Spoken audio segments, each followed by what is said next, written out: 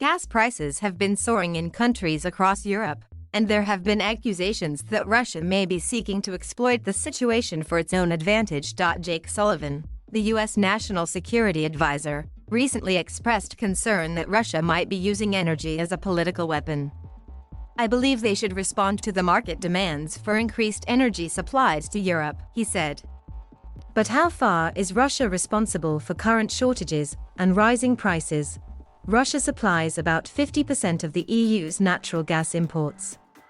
Most of the rest comes from Norway and Algeria. Russia sends gas to Europe through several main pipelines, such as the Nord Stream, the Yamal Europe, and the Brotherhood. The gas is collected in regional storage hubs and then distributed to different countries across the continent. During the pandemic, overall gas exports from Russia to Europe fell because there was less demand. Although it has picked up again in Europe, this downward trend has been continuing, with lower supply this year, especially via the Ukraine and Belarus pipelines. This has led to stocks across Europe being depleted, which in turn is driving up prices. Gazprom, Russia's majority state-owned energy company, supplies gas to Europe under two different arrangements. Gazprom itself describes long-term contracts as fundamental to stable and sustainable gas supplies. And it is understood that it has met its obligations to European buyers this year under these contracts. However, the International Energy Agency's executive director, said.But, recently said it estimated Russia could supply 15% more gas if it wanted to. Some analysts have suggested Russia could be holding back supplies to speed up approval of the newly built Nord Stream 2 pipeline running directly from Russia to Germany. This bypasses Ukraine and has been met with objections on geopolitical as well as environmental grounds, although Russia is keen for it to come on stream.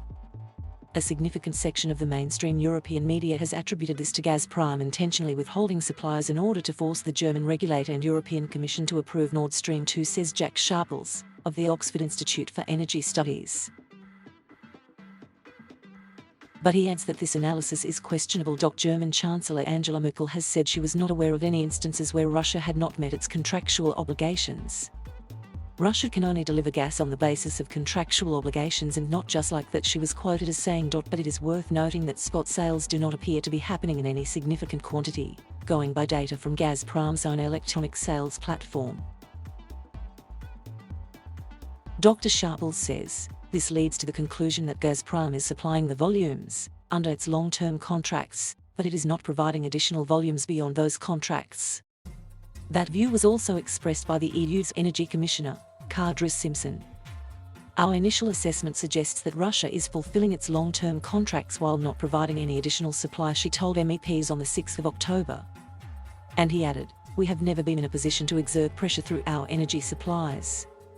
Gas storage across Europe is well below the 10-year average, with levels currently at about 75% of storage capacity, according to Gas Infrastructure Europe data. The UK's gas storage is currently at full capacity, but Russia only provides about 5% of the country's usage, so it's less reliant on Russian imports than other European countries. Russia's own gas storage is also down. Adeline Van Hout, a Europe analyst at The Economist's intelligence unit, says, currently, the Russian domestic gas market remains tight, with output already near its peak and winter is looming, limiting gas export capacity. There are several other factors affecting the situation in Europe, such as the economic rebound in the wake of the coronavirus pandemic has caused factories to ramp up production, pushing up demand for energy. Europe is also facing increased competition for gas from other parts of the world. In recent decades, demand for gas in some regions like Asia and the Middle East has risen sharply.